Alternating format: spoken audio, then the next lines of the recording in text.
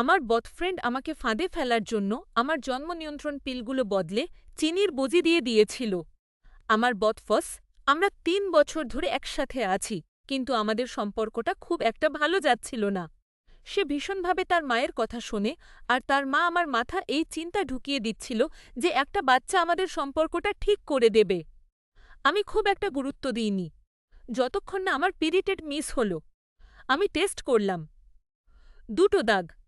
আমি একদম ভেঙে পড়েছিলাম। আমি তাকে ফোন করলাম, কাঁদছিলাম আর খুব ভোঁপাচ্ছিলাম।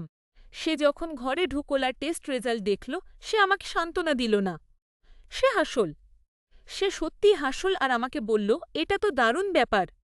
আমি তখন মানসিকভাবে বিপর্যস্ত হয়ে পড়েছিলাম, কিন্তু তখনই বাথরুমের ডাস্টবিনে আমি কিছু একটা দেখলাম।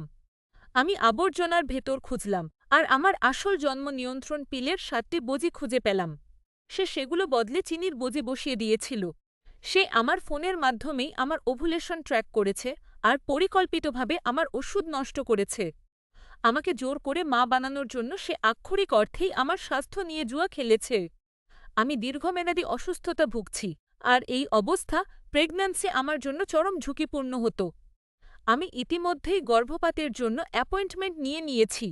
সে আমাকে অনবরত মেসেজ করে বলছে শান্ত হতে, কিন্তু সে আমাকে ইতিমধ্যেই হারিয়েছে। আমি এই নীচ মানুষটাকে চিরকালের জন্য ছেড়ে চলে যাচ্ছি।